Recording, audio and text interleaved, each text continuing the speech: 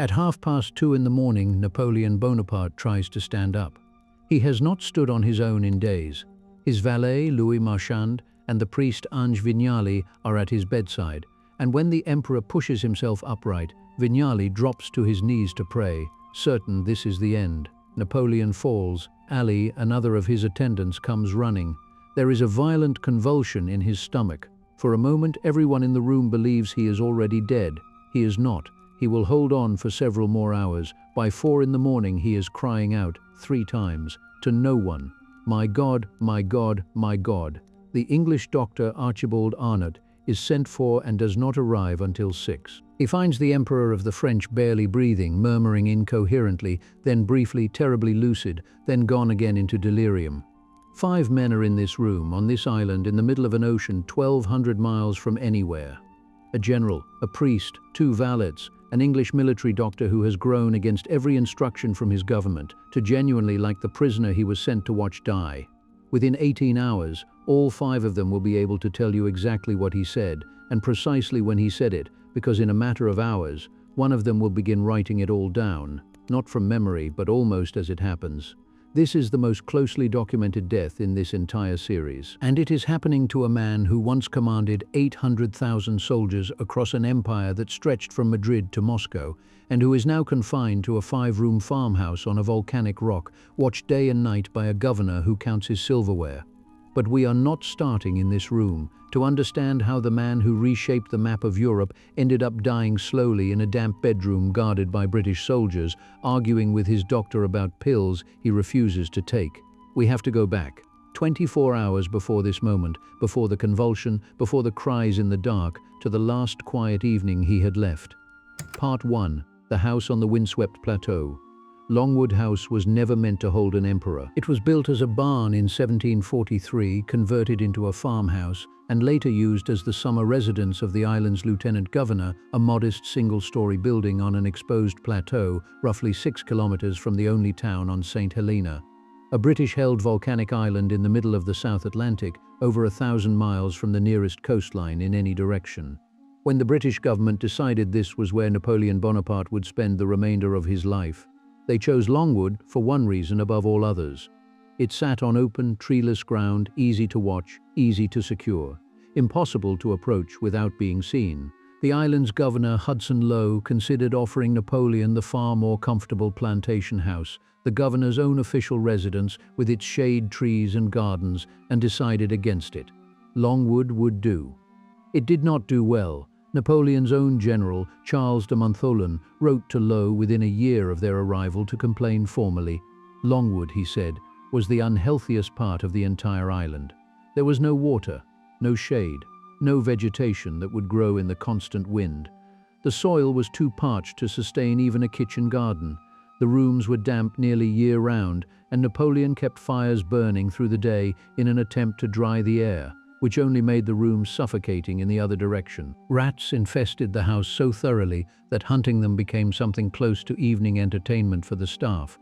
5 or 6 servants at a time would corner the holes with dogs and sticks after dark, and on one particularly bad night, 16 rats were killed in half an hour in a single room.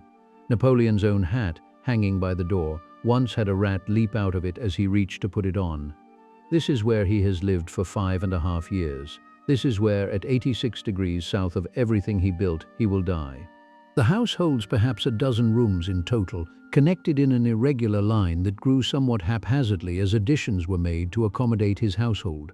A study, a bathroom where Napoleon spends hours at a time soaking in an attempt to relieve various ailments, a small stuffy bedroom he does not always sleep in, a library, a dining room, a drawing room with a fireplace and 2 windows. His personal quarters, according to visitors who described them in his early years there, were a modest 14 feet by 12, walls lined with plain brown fabric bordered in cheap green paper, no skirting along the floor, 2 small windows without proper pulleys, one of them propped open with a notched piece of wood. Over the mantel hung a small mirror and a scattering of portraits. His son, the King of Rome, painted sitting on a sheep in one image and pulling on a slipper in another, a marble bust of the same child. A large silver watch that had once belonged to Frederick the Great, serving now as an alarm clock. A portrait of Marie-Louise holding their son in her arms, positioned at the foot of the couch where Napoleon spent most of his days, so that it would be the last thing in his line of sight whenever he reclined. By late April of 1821, none of this matters as much as it once did, because Napoleon can no longer really occupy any of these rooms in the way he used to. Sometime around the 26th of April, his household moves a simple campaign bed, the same type he used on his military campaigns decades earlier, into the drawing room itself, positioning it between the two windows. He is too weak now to manage the walk between rooms with any regularity. The drawing room, with its fireplace and its two windows looking out over the same treeless, wind-scoured plateau that has surrounded him for 5.5 years, becomes by default his final address within Longwood. It is where he will die 11 days later, at 49 minutes past 5 in the afternoon. For now, though, it is not yet the end of April. Napoleon is still capable of dictating, still capable of irritation, still capable of being, in whatever diminished way remains available to him, himself. The full household still gathered around him, down from the dozens who had accompanied him into exile originally, but still including his loyal Grand Marshal Bertrand, General Montholon, his valets Marchand and Ali, the Corsican priest Vignali, who had been persuaded to accompany the mission specifically so that Napoleon would have access to last rites when the time came, and the English physician Archibald Arnott, whom the British had assigned as Napoleon's doctor only in the final year of his life, after years of prior physicians resigning or being expelled amid disputes with Governor Lowe. Arnott is, in his way, the most unlikely person in this story. He is a British military surgeon attached to the 20th Regiment stationed on the island specifically to guard against Napoleon's escape. The same government that imprisoned Napoleon is the one paying Arnott's salary. And yet, over the months of his attendance, something has shifted. He has grown genuinely fond of his patient. He advises pills. Napoleon characteristically refuses most of them. On the 4th of April, feverish, Napoleon finally accepts some of Arnott's remedies, quinine to settle his stomach, something to bring down the fever. Another dose follows at 6 the next morning. The emperor's condition seems for a day or two to stabilize. He is slightly better. He eats a little. He sleeps through a full night for what feels like the first time in weeks. But upon waking, his conversation returns, invariably to the subject of his own death, and to the practical instructions he once followed once it happens. He has already completed his will. He completed it in April, along with the detailed inventories that accompany it, who receives what, down to specific personal items, specific sums, specific instructions. In it, he makes a claim that will outlive him by 2 centuries, that he has been murdered deliberately by what he calls the English oligarchy, acting through hired assassins. He asks that his ashes be allowed to rest on the banks of the Seine, among the French people he says he loved so completely. He is not delusional in making this accusation. Exactly, Governor Lowe's restrictions genuinely have been severe, the climate genuinely has been damaging, the years of confinement genuinely have taken a measurable physical toll.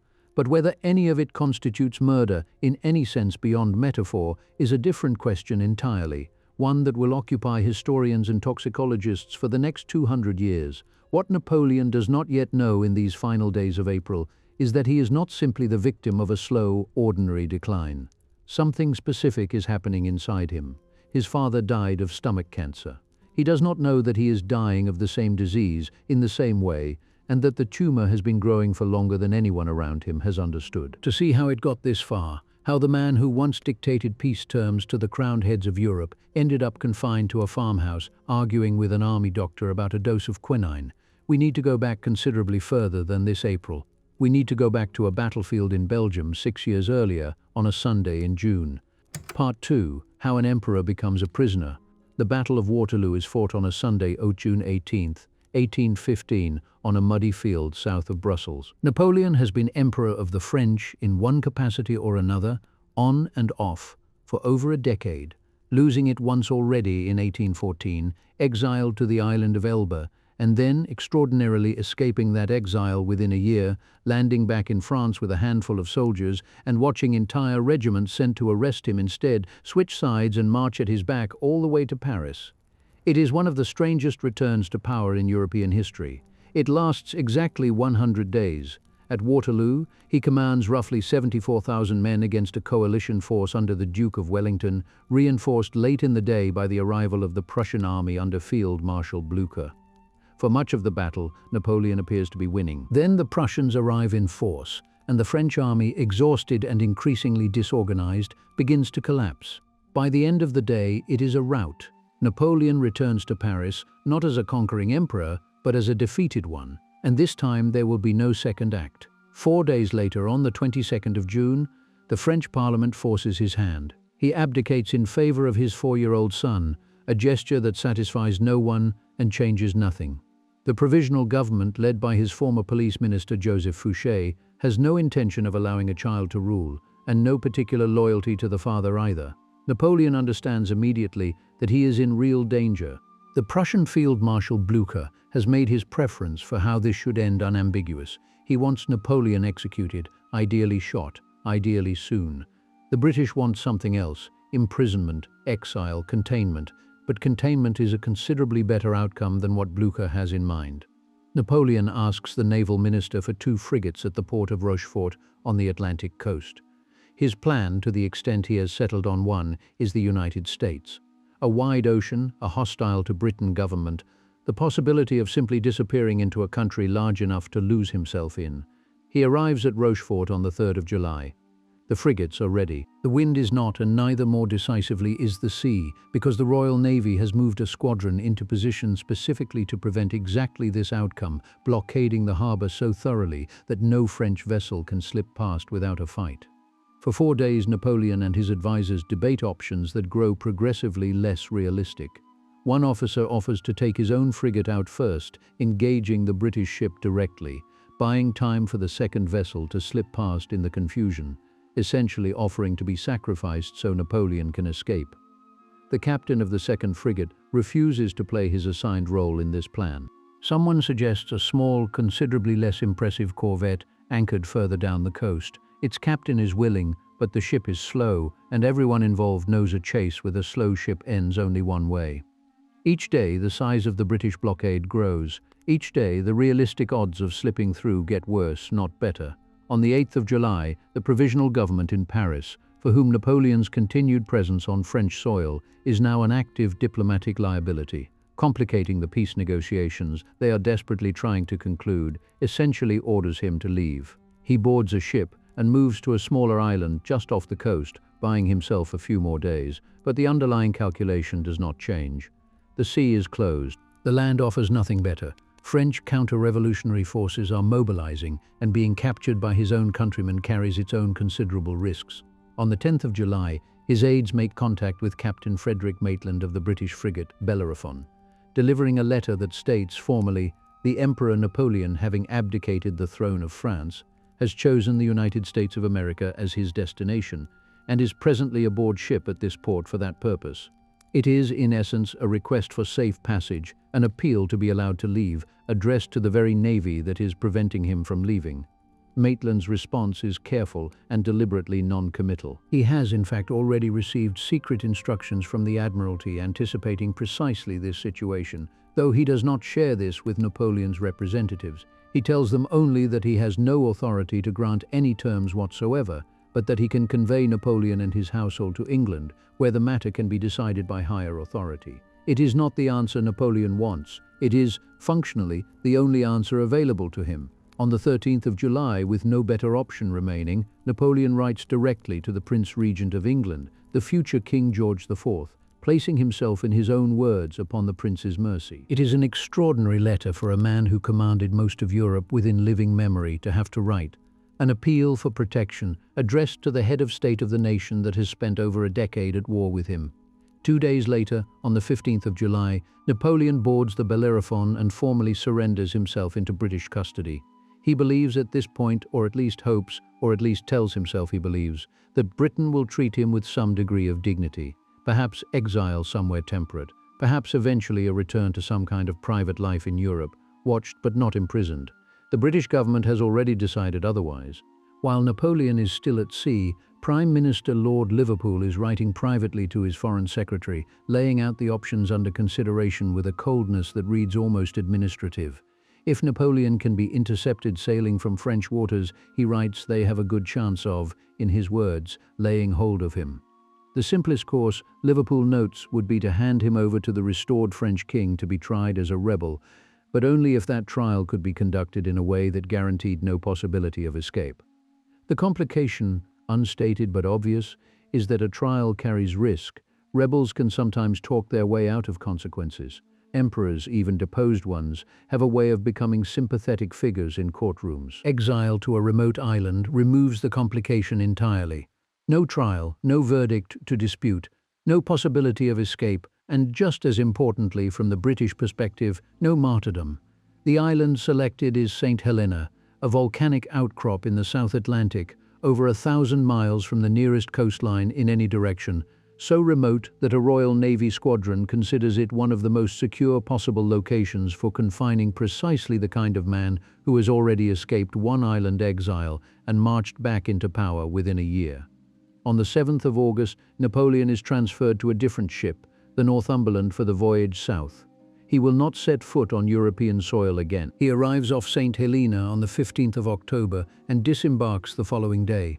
For 7 weeks, while Longwood House is hastily prepared for him, he lodges at a smaller property called the Briars, hosted by a local merchant family.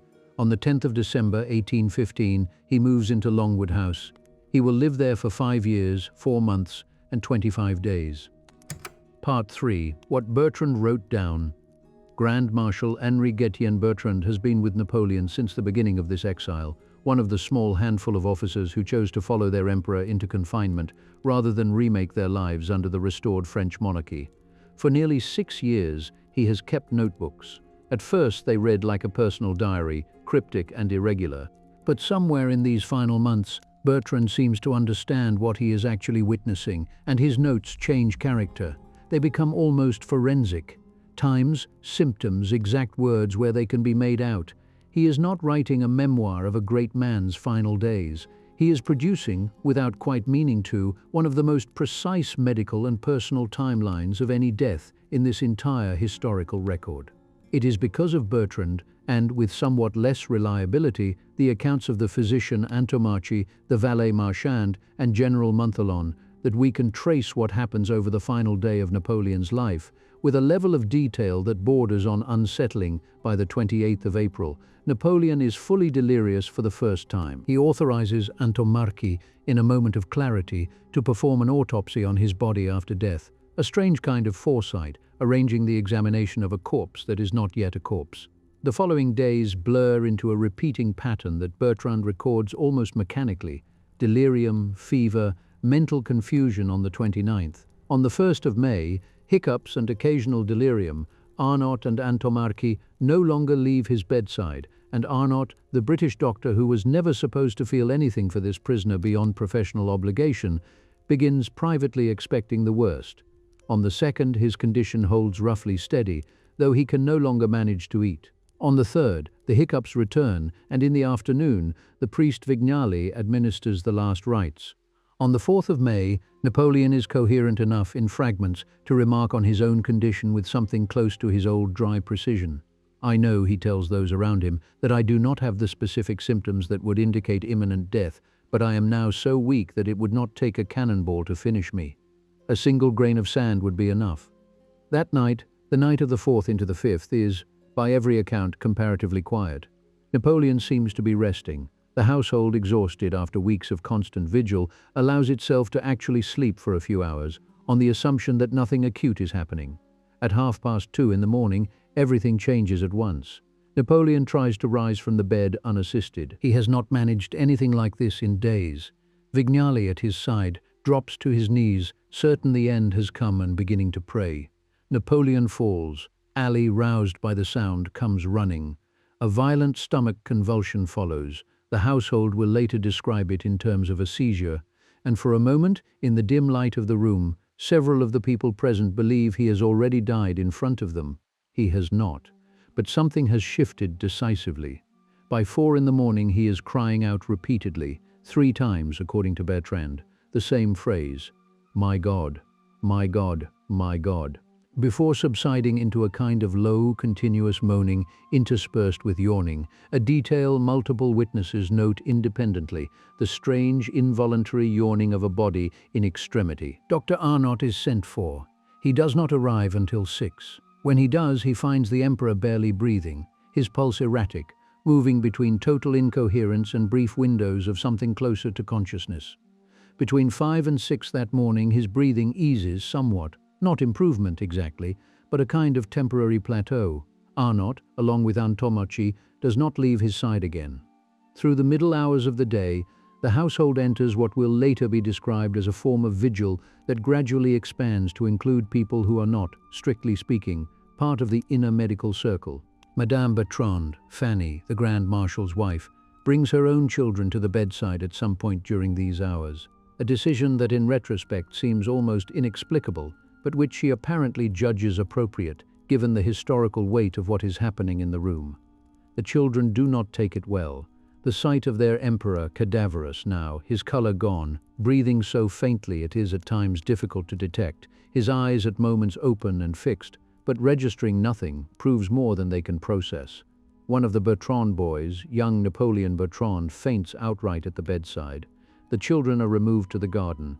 The vigil continues without them. At 3 in the afternoon, Napoleon speaks to Bertrand directly, coherently enough apparently, that Bertrand registers it as an actual conversation rather than delirium, and then, in what reads almost like an act of will, dismisses him. It is the last clear exchange either man will have. Around 4 or 5, the doctors suggest an enema, one of the standard interventions available to 19th century medicine for a patient in this condition. Napoleon does not respond. From 6 until 10 that evening, he lies comparatively tranquil, though his pulse continues climbing. A sign Arnott understands from long medical experience, not of recovery, but of a body approaching its final crisis. Sometime between 3 and 4:30 in the morning, the exact hour is one of the few details on which the various accounts genuinely disagree. The hiccups that have plagued him intermittently for days become continuous, and something close to actual delirium returns in full. Bertrand hears him say something, so does Antommarchi, so does Montholon. All 3 men are in the room. All 3 men write down later what they believe they heard, and all 3 men produce slightly different versions of the same handful of words. Bertrand's account, something indistinct, and then more clearly, who retreats, or, in a version he considers more reliable on reflection, at the head of the army.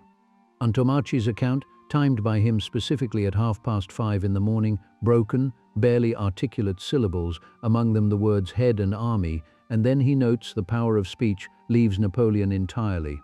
These are, in Antommarchi's telling, quite precisely the last words the emperor is ever able to produce. Montholon's account, differing from both, delirium accompanied by nervous contractions, and within it, twice, the disconnected words France, army, head of the army, Josephine. Marchand, the valet closest to him physically for years, offers yet another version. Historians who have studied all 4 accounts side by side have noted something worth sitting with. Bertrand's and Marchand's records are generally considered the most reliable, being written closer to the events and by men with less obvious motive to shape the story for posterity. Antommarchi and Montholon, by contrast, published their memoirs later, and both had reasons, professional, financial, reputational, to make sure their own presence in the room and their own account of what the dying emperor said served their own place in history. Napoleon spent decades mastering the management of his own image. It should not be entirely surprising that the men around him, trained by years of proximity to that same instinct, may have done something similar with his final words. What can be said with real confidence, stripped of the specific phrasing, is this: whatever Napoleon Bonaparte said in the last hours, he could still form words. The content was consistently, across every account, about France and the army, and, in at least 2 of the 4 versions, a woman who had not been his wife for over a decade, dead herself for 7 years already, but apparently still present enough in his mind in these final incoherent hours to surface among the very last words he ever spoke. By the time the 5th of May turns into afternoon, there are no more words of any kind, only the hiccups, only the moaning, only the slow climb of his pulse toward whatever comes next. 5:49 p.m. Through the last half hour, Antommarchi never stops checking the pulse. checking the breathing, at one point sponging Napoleon's lips with the orange-flavored drink he had always favored, though nothing is swallowed anymore. Every so often a sigh, a mournful sound, once a sudden startling cry that makes everyone in the room flinch. His features distort with spasms he no longer seems aware of. Outside, a storm has been building over Longwood for hours, wind driving hard against the two small windows of the drawing room, where his campaign bed has stood since the 28th of April. At 49 minutes past 5 in the afternoon, the storm reaches its peak. Trees reportedly uprooted elsewhere on the island, according to accounts written down afterward, and in the same moment, so close together that several witnesses will describe it as simultaneous, Napoleon Bonaparte stops breathing. Bertrand is the first to move. He kneels, takes the hand that commanded 800,000 men across the whole of Europe, and kisses it. Someone is sent immediately to inform Governor Hudson Lowe. The most closely watched prisoner in the British Empire is no longer anyone's prisoner. Part 4, 16 witnesses, 2 reports. At midnight, Napoleon's servants remove his body from the campaign bed where he died and wash it, using cologne mixed with water from the same fountain he once told Bertrand he wished to be buried beside. They shave him. They return him to a freshly made bed. This is the last thing done for him as a private matter, before he becomes entirely a subject of record. The following afternoon at 2 o'clock, an autopsy is performed at Longwood House. 16 people are present, an unusually large number for a procedure of this kind, though nothing about this death has been permitted to remain small. 6 are French, part of Napoleon's household, Antomarchi himself performing the examination, Montholon, Bertrand, the valets marchand and Saint-Denis, the butler Pierron, the priest Vignali. 10 are British, 7 physicians, including Arnott, plus additional officers sent to formally witness and verify.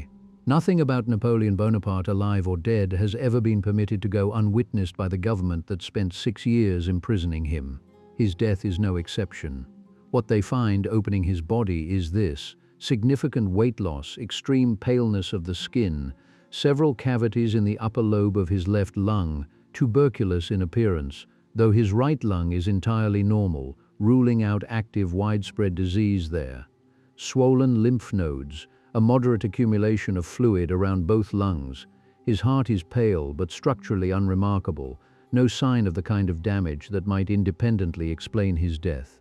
The stomach is the finding that matters. A perforation roughly 6 to 7 millimeters wide in the stomach wall, near the point where it connects to the small intestine, partially sealed over by adhesions to the liver, the body's own attempt, likely made over some considerable stretch of time, to contain a wound it could not otherwise repair. The surrounding tissue shows clear signs of malignancy, cancer of the stomach, the same disease everyone in the room who knows the family history immediately understands, that killed Napoleon's father. This should, by any reasonable standard, settle the matter. It does not. Antomarchi and the British physicians disagree almost immediately on some of the specific details. The precise condition of the liver in particular, described in one of Antomarchi's own reports as swollen and unnaturally large, and in another, differently worded report he produces afterward, as extremely swollen and congested with blood, showing signs of what he now calls chronic hepatitis. The two reports do not fully agree with each other, let alone with the separate report the British doctors compile independently. Antomarchi's second, later account, published years afterward in his own book about Napoleon's final days, will eventually be found, by historians examining it in the 20th century, to bear a suspicious resemblance to a completely unrelated medical article published in a French journal 2 years after Napoleon's death. Whether this constitutes outright plagiarism, honest cross-referencing, or simply the standard medical vocabulary of the era being reused, no one has definitively settled. Antomarchi also removes Napoleon's heart during the procedure, intending to fulfill an instruction Napoleon gave him, that it be preserved and sent to his estranged wife, Marie-Louise, who has not seen him since before his final exile began. Whether it is ever actually delivered to her in the end is unclear. Napoleon's stomach, the organ that carried the disease that most likely killed him, is also removed and preserved separately, at Antomarchi's insistence, specifically so that it can later be presented as physical evidence to Napoleon's son, evidence of the hereditary illness that took his father, in case the same disease should one day threaten him too. The official conclusion, the one recorded and reported back to London and to the family: cancer of the stomach.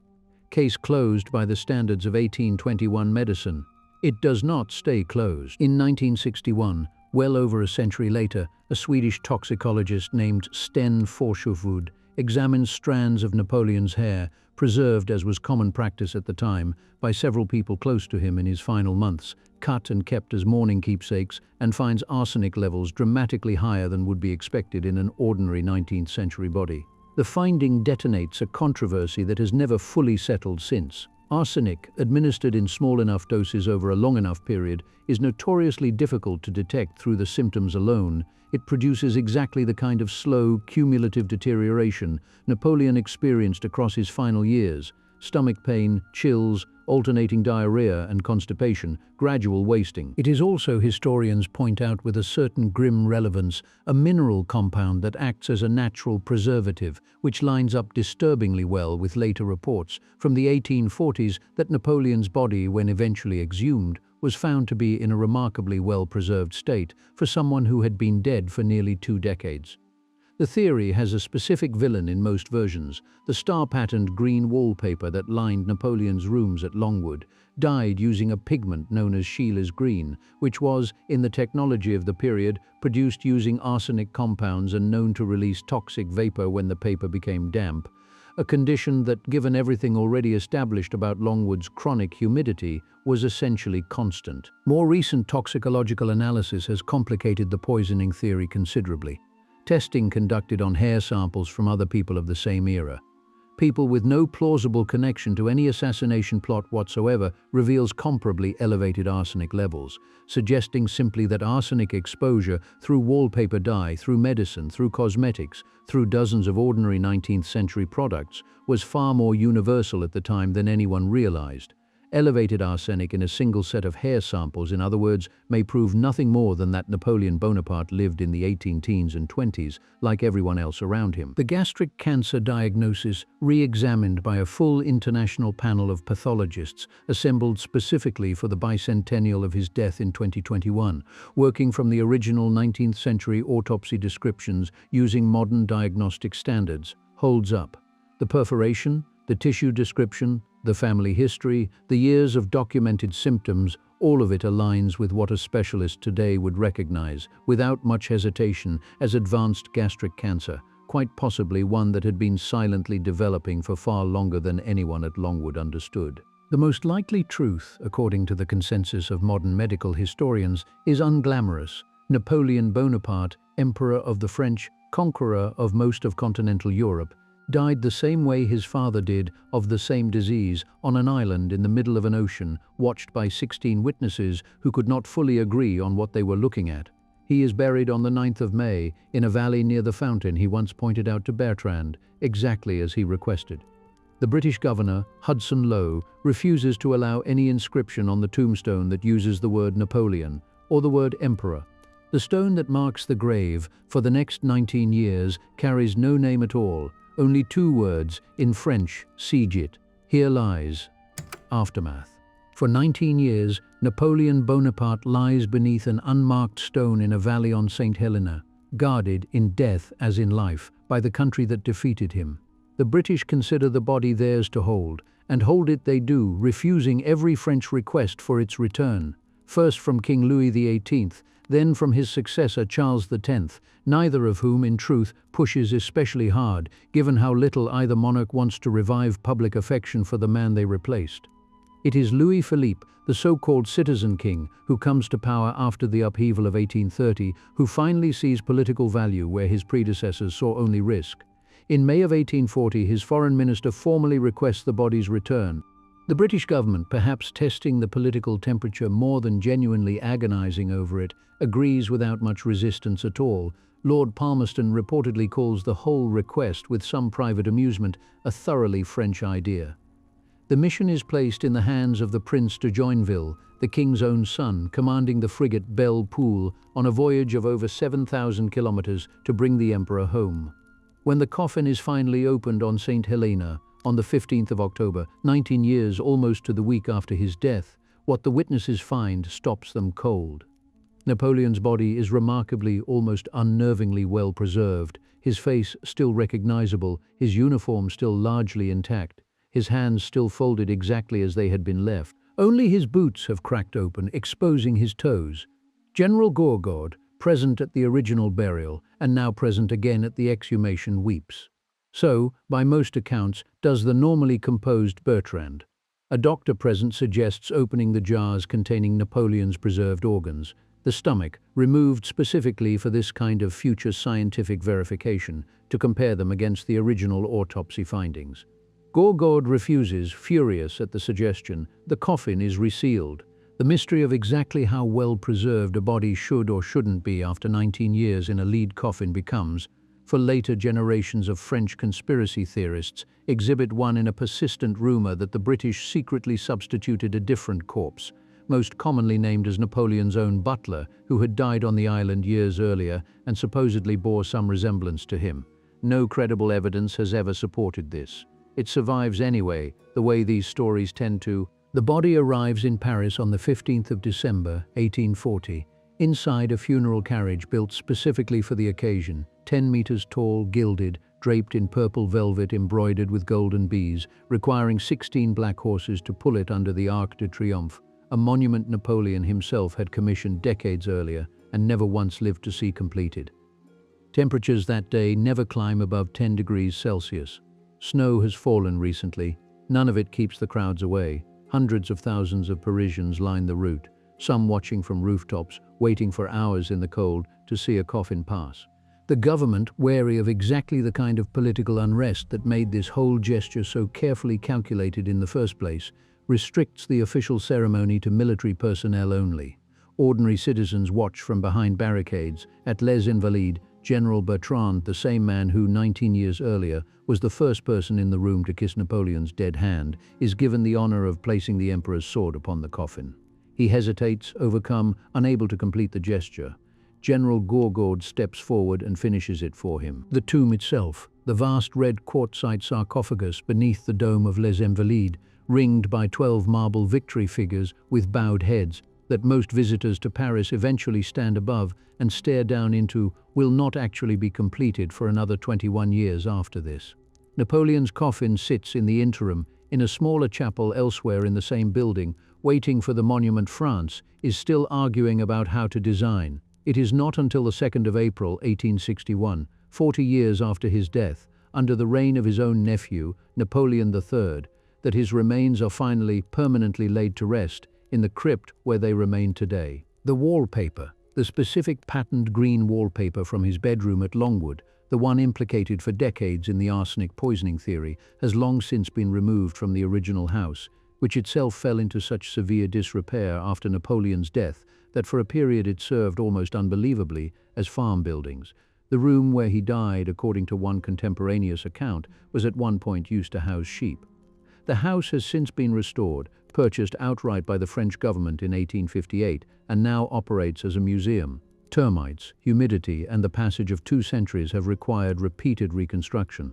Very little of what visitors see today is the original material Napoleon actually touched. The stomach cancer diagnosis, revisited by international medical panels using modern pathology on the bicentennial of his death, remains the most scientifically credible explanation. The arsenic theory persists anyway, in books, in documentaries, in the same enduring appetite for a more deliberate, more dramatic ending than the one the evidence actually supports. A great man simply worn down, slowly, by disease and isolation, and a house that never should have held him in the first place.